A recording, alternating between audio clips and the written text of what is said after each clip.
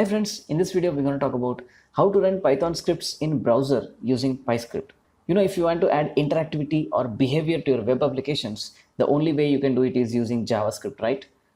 But using pyscript, you can actually add behavior or interactivity to your web browsers using Python instead of JavaScript. How cool is that? For example, I have made this simple to-do app using pyscript and HTML. I did not use JavaScript, but I have added interactivity to my HTML page. You can see I can add to-dos and I can interact with my web application, and this whole interaction and this behavior is actually coded in Python instead of JavaScript. Alright, we've seen a small demo. Let's know how pyscript works. So these two boxes is basically pyscript. Pyscript bundles a Python interpreter in the browser. The Python interpreter is compiled to WebAssembly module and placed in the browser by pyscript. And pyscript also uses some convenience Java functions so that you can easily interact with JavaScript from Python and Python from JavaScript. So in summary, pyscript is just a JavaScript module which also uses a Python interpreter to run your Python code. The Python interpreter is actually compiled to Wasm and placed in your browser. Wasm means WebAssembly. So if you see the architecture of how you can run your Python script, you use a pyscript JavaScript framework, and upon that you run your own Python code. And pyscript will interpret your Python commands using the Python interpreter and produce the output. Using pyscript, you can also customize the environment in which you are running your Python code. That means you can install custom packages or external packages from pip, or you can even link to external Python files, fetch files, etc. So you can even customize your Python environment using pyscript. Alright, the foundation of pyscript is the Python interpreter which runs your Python commands. And this Python interpreter, as I said, is a WebAssembly module. So what is WebAssembly in a browser exactly? So WebAssembly is a low-level language like some assembly language, and modern browsers have included support to run WebAssembly. So when you write code in some other language like Python, C#, Rust, etc., you can use a compiler and make WebAssembly as the compile target. That means you can convert your C# or Python to WebAssembly, and now browser can run your WebAssembly, right? So that way you can run other language in your browser using WebAssembly. You can convert your code to WebAssembly and run that in your browser.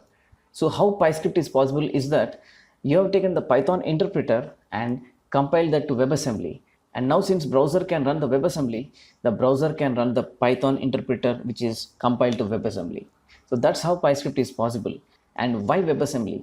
And why are browsers supporting WebAssembly? JavaScript is a scripting language, it's a dynamic language, and it requires an interpreter. So JavaScript is by default slow and not as performant as something like Rust or Go or C# or Java or etc. On the other hand, WebAssembly instructions can run with near native performance like these low-level languages like C#, Rust, etc. That means all of a sudden your browser can run code with high performance like low-level languages. This makes a huge difference, and this is going to shape the web of the future. So basically, I just want to say that Python interpreter in a browser was made possible due to WebAssembly. Alright, enough of the architecture and design stuff. Let's try to run some cool Python code in our browser. So to create a web page, I need to create a HTML file, right? So I'm taking a blank folder and let's try to open it in VS Code. Let's try to create a new file. I'll just name it index.html. So first let's try to write some normal HTML. I'm going to write HTML5 boilerplate here. So this is just a HTML document, HTML tag, head tag, body tag, and that's all. Now to run pyscript, you need to use the pyscript JavaScript module and CSS module. So let's try to include the pyscript JavaScript here. So you need to include a script tag which says pyscript.net core.js. So this is basically the pyscript, and let's try to add some CSS for pyscript. So this pyscript CSS file just hides the Python script in the body of the HTML so that the user doesn't see the Python script in the HTML. That's all. Alright, we have included the CSS file and the JavaScript file of pyscript, and now we are ready to write Python. So to write Python in your HTML body, just write a HTML tag called pyscript, and now you are ready to write Python. It's that simple. Let's try to print hello world from Python. So I'm going to write print hello world. Alright, now we are ready to run Python. Let's try to run this in the browser. So I'm going to open this HTML file in the browser, and if you open the console, so we got hello world from Python. Alright, Let's try to level this up a bit. Let's try to print the current time using the datetime module. So I'm going to write import datetime as dt, and I'm going to say the time now is the current timestamp from the datetime module. So I'm running Python's datetime module in my browser without installing any Python. So this is cool. And let's try to run it. You can see the time now is the current timestamp. This has been printed from Python. Alright, there's one handy function in pyscript where you can easily append your output to the HTML file instead of showing it in the console.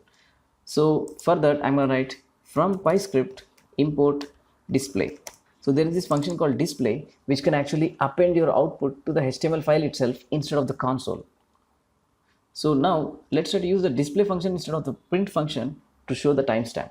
So I'm going to copy the display and write here. So display instead of print. So let's try to save this and let's try to reload our web page. And now you can see the time is displayed in the HTML page. So what display does is that it will append the data to the existing HTML tag. That means the output would be appended in this HTML tag as some div or something. Let's try to see the page source, or let's try to inspect the document here. Inside the pyscript tag, you got the div. So the Python display function will add the output as a div to the existing HTML tag. Alright, let's try to import sys and see what is the Python interpreter version we are using in our pyscript Python code. So I imported sys and I'm going to write display sys version. Let's try to save this and let's try to reload our web page. So you can see we are running Python 3.11.3. Alright, this is our pyscript code running in HTML. Let's try to understand how pyscript works actually. Well, it's really simple. First, the pyscript module is loaded as a JavaScript module in the HTML file, and then after the pyscript is loaded, it scans your HTML document for any pyscript tags or some external Python scripts and then executes it. So in our example, first the pyscript JavaScript module is loaded, and this JavaScript module searched our HTML file for pyscript tags. It has found one pyscript tag and then it has found Python inside it, and it has run this Python script step by step and displayed the output. So this is how pyscript works in your browser. Alright, I have said that we can even import external modules like pandas, matplotlib in our Python script, right? So let's try to do that now. You can define external Python modules using the pyconfig tag. So in your HTML file, add a new tag called pyconfig, and inside that you can define your Python packages. For example, I can define something like packages equal to matplotlib pandas. So using pip, our Python environment will try to install matplotlib and pandas in our Python environment. Just like you specify Python packages in the Python requirements file, you can even specify the package versions also in this pyconfig. That means instead of writing pandas, I can even write something like pandas equal to 2.1.2, or something like pandas greater than or equal to 2.0.0, something like that. So you can even specify version numbers of your Python packages in your packages specification inside the pyconfig tag. Alright, since we have installed packages matplotlib and pandas, let's try to print plot and display it in our HTML page. So let's try to remove the existing Python script here. I have installed matplotlib, so let's try to use matplotlib in our Python script. So I'm writing matplotlib.pyplot as plt. I'm importing matplotlib, and here is a simple Python code which actually creates a matplotlib plot. If you don't know how to use matplotlib Python module, I've already created a video playlist on that, and I will leave the link of that playlist in the description so you can learn how to use matplotlib in your Python scripts. But for now, I've used Python and matplotlib module to create a figure which creates a plot from some data like this. Alright, I have a figure object ready, and now I want to display this figure object in my HTML. I'm going to use the display function. So from pyscript import display, and now I'm going to just say display figure, and that's it. I have installed matplotlib pandas external Python packages, and I'm using that package to create a plot and display it in our HTML file. So let's try to save this. I have reloaded the index.html file, and here you can see in the console matplotlib and other required dependencies are being installed in our browser Python environment. And after our pyscript is ready, the matplotlib plot is actually plotted in our web browser. You can see this is an image being plotted in our web browser by matplotlib Python module. So we have covered how to install external packages using the pyconfig tag in our pyscript. Alright, while explaining the architecture of pyscript, I have told that you don't need to write entirely JavaScript or entirely Python because Python and JavaScript can communicate with each other in the same web application. Let's try to see the example of calling JavaScript from Python. So in this example, we'll try to call a JavaScript function from Python. So alright, this is the setup for explaining our demo. We are using a JavaScript library called jQuery data tables to display tabular data in our web page. So we have loaded the modules for jQuery data tables here, and there is a small function, and if you call the JavaScript function and provide the input table data, it will populate the tabular data in HTML. So now what we'll do is we'll create a Python script which will call this JavaScript function and provide input tabular data, and that table will be populated in HTML by JavaScript. So we are calling a JavaScript function from our Python. And obviously to display the table, I have created a table tag here and I've given an ID called example, and the JavaScript function will use this table to populate the data. Alright, inside our pyscript tag, we can write our Python script, right? So I have created a small data set, a dummy data set, and I have created the Python object just as required by the JavaScript function to populate the data. Now let's try to call the JavaScript function.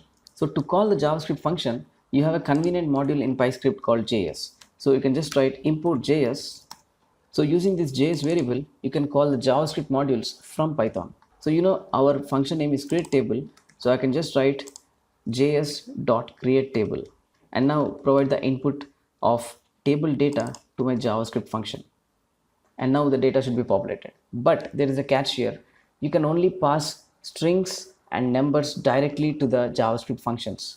If you pass objects to the JavaScript functions from Python, it will not be a JavaScript object, but it will be a JavaScript proxy object. So dealing with proxy object in JavaScript is a bit different than dealing with JavaScript object. So you can do a small workaround. I've just made a JSON string dump of this Python object and I'm passing that string to the JavaScript. So I'm writing import JSON, and I'll just write, instead of table data, I can write json.dumps of table data. So now instead of passing the object, I'm passing the string to the JavaScript function. And here in the JavaScript function, I'm actually parsing the string to create a JavaScript object, and the data table function can use that object to create the table. And at the end, if you want, you can write something like print table data passed to JavaScript. Alright, in our Python script, we have called a JavaScript function. Let's try to save this and let's try to reload our web page, and you can see table data passed to JavaScript, and the JavaScript function was able to take data from our Python code and produce the output here. You can see all this data was actually not present in JavaScript. It was present in our Python code, and Python was able to pass this data to JavaScript. So that way you can pass data from Python to JavaScript in your pyscript modules. Alright, now let's see how can you call Python from JavaScript. So you can pass data from JavaScript to Python in this use case. Unfortunately, it's not so straightforward just like Python, where you can just write js.function name. You can't do that in JavaScript. So for that, there can be a small workaround. So first let's try to clear this example. Alright, we have started from scratch now. So as I said, calling Python from JavaScript is not straightforward. So there's a small workaround for that. So I'm going to create a function in JavaScript called create object, and that function will actually assign the Python variable to the global this object of the JavaScript. So basically the Python variable is being mapped to the global JavaScript variable. And now using this JavaScript function, our Python script can export the modules to JavaScript first, and then our JavaScript can call those modules. Let's try to demonstrate that now. First I'm going to import JS module, and then I'm going to write js.createObject, and you're going to pass the variable name here and the data. So let's try to pass a small string to JavaScript, and then let's try to give the name something like name.js. So variable of the name would be name.js in the JavaScript space. And that's it. You passed an object in the JavaScript space, and JavaScript can call that object now. So in your script function, if you write name.js or something like console.log name.js, since the variable name is name.js, you'll get an error, because first this Python script should be completed, then only this function should run. If this function runs before this Python script is executed, you'll get an error. So how can we tackle this? It's really simple. Pyscript emits an event called pyAllDone once the Python scripts are all executed in the web page. So we're gonna intercept that event and run our JavaScript code only after the pyscript script is completely loaded. So for that, I won't call this function in the direct script tag. I will call this function in an event listener. So I'm going to write window.add event listener, and the name of the event was py all done, and then let's try to give a function delegate here. Now instead of writing console.log here, I'm going to cut and paste it here, and now this should work because this function or this script is being called after the Python script is loaded in the page. Let's try to save this, and now let's try to open index.html, and in the console you can see the name.js variable is being printed. That means the variable was passed from Python to JavaScript and JavaScript is calling that variable. So basically this variable is in Python world and JavaScript was able to call that. Alright, this was a simple example. Let's try to create a function in Python and let JavaScript call that function. So in our Python script, let's try to define a very simple function called multiplier. So basically it just multiplies two numbers. And now let's try to call this function from JavaScript. So all I can do is something like js.createObject, and I can write the name of the function something like multiplier, and the object would be the multiplier itself. The function is passed as an object and the name of the function in JavaScript world would be multiplier.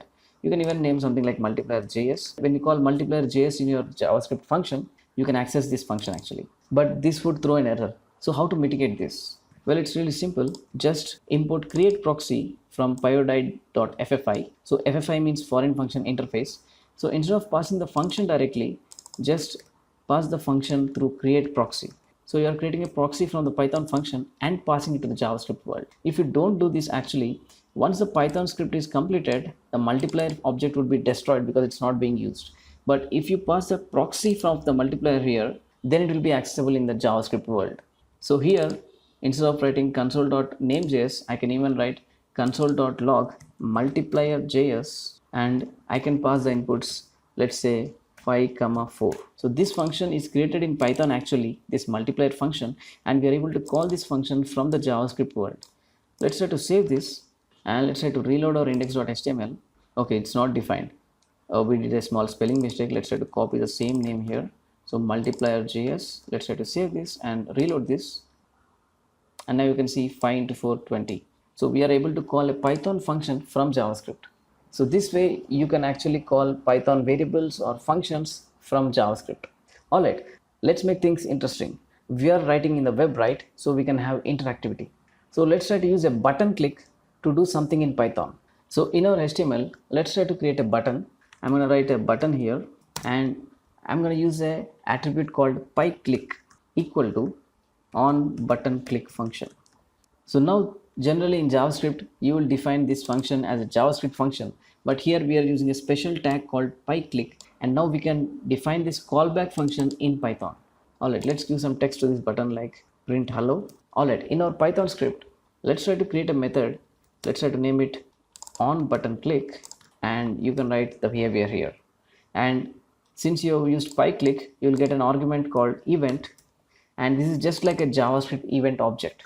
That means you can use something like event.target and get reference to this button element inside your Python function. But for now, let's try to print hello world. So I'm going to write display hello world. So that's it. Using the py_click attribute in the button, you can implement the event listener in Python. So let's try to save this, and when I reload the page, I've got this button print hello, and if I click this, yeah, display is not defined because I did not import it here. So I'm going to write from pyscript import display. Alright, let's try to reload now. Pyscript is ready. Click on the button. You can see hello world. So we are able to handle the HTML button click events in our Python.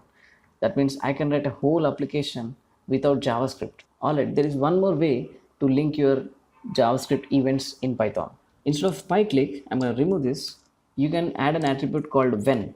So import when from pyscript first and write @when, and the event is obviously the click event, and select the element on which you want to intercept the click event. So you need to write the query selector. So since I want to select this button, I need to give it some ID to select in my Python script. So I'm going to write ID equal to print button, and let's try to use this print button to select the element. So this way, using the when, you can intercept the events of elements inside Python without declaring it using py_click or something like that. So I've created a button, and I'm using when to intercept the events of the button. So the syntax is very easy. Write the event name and write the element selector. That's all. So let's try to save this, and now let's try to reload this. PyScript is ready. Let's try to print, and you're able to see the same behavior, but you did not even link the handler here. You have used the when to intercept the events in your Python script. So that's how you can add interactivity to your Python applications using the JavaScript events from button clicks, etc. Alright, let me show you another example of a button click event from the official documentation. In this example, we are trying to translate English to pirate English using a Python module called ARRR. So it works really simple. So first you declare an input tag where user can provide his input, and then you create a button tag, and in the button callback you will actually get the data from the input tag and try to translate it and produce it in an output. So how is that made possible? From PyScript you can import a variable called document, and this document variable is almost like the JavaScript's document variable. That means you can select an element from the JavaScript document. So here, just like JavaScript, we return document.querySelector, and you can select the input using this ID English. So I've written query selector hash English. Now I've selected the input element in my Python, and I can get the values just like in the JavaScript world. So I've written input text.value. So I'm going to get the input from HTML in my Python, and then I can translate the data, right? So the output is to be displayed in this output div. So first I've selected the output div just like this, document.querySelector hashtag output. So I've selected the output element in my Python, and then I need to set the data here. So I'm writing output div.innerText equal to arr.translate English. So let's try to save this now, and let's try to reload this. PyScript is ready. Let's try to write something like hi, how are you, and click translate. Now Python has taken the input from this HTML tag, used the ARR module, converted the English to pirate English, and then kept the output in the output div. So we have created a very simple application without using JavaScript. Alright, let's go to another important topic, which is linking your Python code from external files. In our example, we are writing Python script inside the HTML tag. But just like JavaScript files, you can write your Python script in an external file and link it in your HTML file. So let's try to do that in this example itself. Let's try to create a new file. I'll just name it app.py, and let's try to copy this whole thing, Control X, and paste it in app.py. And here I don't need this PyScript tag now, but now I need to link my Python script here, right? So that's really simple actually. Just write a script tag, say type equal to py, and give the src, which is app.py, and that's all. Now you have linked your external Python script in your HTML file. If I save this and reload my web page, I am seeing an output with an error. I am saying that access to local files is restricted. This is because Python interpreter is running on WebAssembly in a browser, and browser has a sandbox and it can't access the operating system resources directly. So you just can't say your Python script to go and access the operating system or do some insecure things, because the JavaScript runtime runs in an isolated environment and it doesn't have access to all the operating system resources.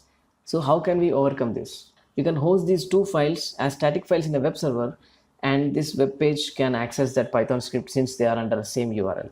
So let's try to save this file, and let's try to open a command prompt and use Python to run a simple web server which hosts these two files as a static files. So I'm going to write python -m http.server. So I'm running the Python's HTTP server module, and since I'm running it in the same folder, these two files will be hosted as static files. Our web page is running at localhost 8000. So now instead of directly opening the HTML file in the browser, I'm going to open the HTML file from the web browser which you're running. So the URL will be localhost 8000/index.html. And now the packages are loaded and PyScript is ready. Because the two files are hosted as static files in the web server, then you don't get the access restrictions because those two are under the same web server URL. So now here I can write the same thing. Have a good day. Translate. Our Python script is running. So here I have linked my Python script to external Python file. We can link our configuration to external file also the same way we linked the Python script. So let's try to create a new file, and I'm going to write it like something like appconfig.toml, and let's try to copy this configuration into that file, Control C, and paste it here.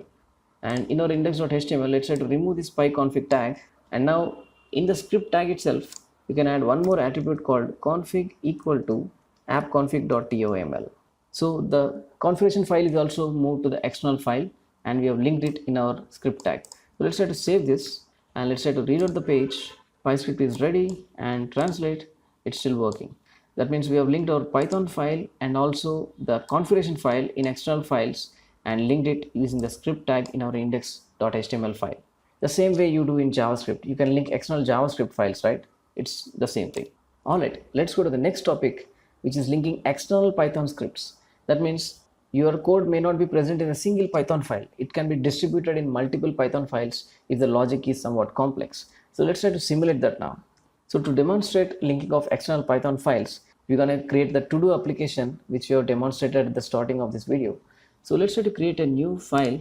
I'm going to write something like apputils.py, and let's try to create some helper Python functions which will be used in the main Python script. So we got our apputils.py and we got our app.py. And in this app.py, notice that we are referencing the apputils.py module and importing the function from that file. If you directly link this app.py in your index.html, you will get an error because it is referencing the apputils.py file. So explicitly you have to link this file in your configuration to be used in the main Python file. So how can we do that? So for this purpose, you need to use the fetch tag in your configuration, and here you need to mention files equal to apputils.py. So explicitly you are telling that your Python script is going to use this apputils.py file. So this way you can link external Python scripts in your main Python script. And this is our application. The HTML is pretty simple because you just have a heading, simple to do app with pyscript. You have an input element where you can input the to do text, and we have a button which will say create a to do, and then we'll have a table where we will create the to dos and insert in this table. So we have the elements here. The whole logic would be present in the app.py Python file. So in the app.py Python file, I'm intercepting the create to do buttons click event. Notice that the ID is create to do button. So I'm intercepting the create to do buttons click event, and I'm creating an event handler here, and using the apputils create to do element, I'm creating a row for the to do text and then appending it to the table. So the way I did was I got a reference to the table, to do's table HTML element, and then I've created a to do row from the to do text. The to do text can be obtained using the to do text input element document.query selector to do input HTML tag, and then get the value, strip the spaces, and if the value is empty, I'm going to give an alert that text is empty. And if it's not empty, then I will create a to do element row, which is a HTML table row, and then append it as a child to the table, and again clear the input text so that user can input fresh to dos. So it looks like a JavaScript function because pyscript has elegantly ported the JavaScript variables to give the same experience in Python also. So generally you do this in JavaScript, but using pyscript you can also do that in Python. Document.query selector, append child, window alert, dot value, all these are done in JavaScript, but now you can do that in Python also because of the pyscript's convenient foreign function interface functions. And this create to do element is defined in this apputils.py, where we create some HTML tags, document.create element button, label, and then we assign the data, classes, styles, and then append those cells to a row and return the row. And even when we click the delete button, we have also added on click event which will delete the to do from the table. So here we are using the event.target to get the reference to the delete button and get the reference to the parent and remove the row from the table. So the whole thing generally is done in JavaScript, but we are defining the whole thing in Python now. So let's try to reload our output, and our pyscript is ready. And now let's try to write something, and if you click create, you are able to add a to do in the table, and write something else, create, you are able to add to do in the table. And if you click the delete button, the to do is being deleted. But this whole HTML DOM manipulation and the user behavior, the whole thing is defined in Python. So this opens up huge possibilities where you can add a user interface to your Python scripts very easily using this pyscript. So that's it about pyscript. So what can be the use cases and benefits of using pyscript? First of all, you don't need to install Python in your computer. Just include the pyscript.js module in a HTML file and you're ready to go. And one more advantage is, generally when you write your Python script, you need to execute it using a command line. But using the buttons and all these interactivity functions, you can create a user interface for your Python scripts in a simple HTML file, and it's a standalone file, and you can distribute it to your friends and they can run it easily in the browser. And one more advantage is each browser window where pyscript is loaded is an isolated environment, so it's good for security. And the Python script which you run has limited access to the OS resources because it's running in the JavaScript engine, which is a sandbox environment, so you can run some testing scripts safely in your pyscript. So that's it guys, this is how you can use pyscript to run Python in your HTML pages. You can see I've created a blog post on running Python in browser using pyscript. I've also given you the notes, the explanations, and some sample codes so that you can copy paste and practice it in your own computer. So please be sure to check out the link of this blog post in the description. I've also given the references to the official documentation where you can dig deep and do further reading.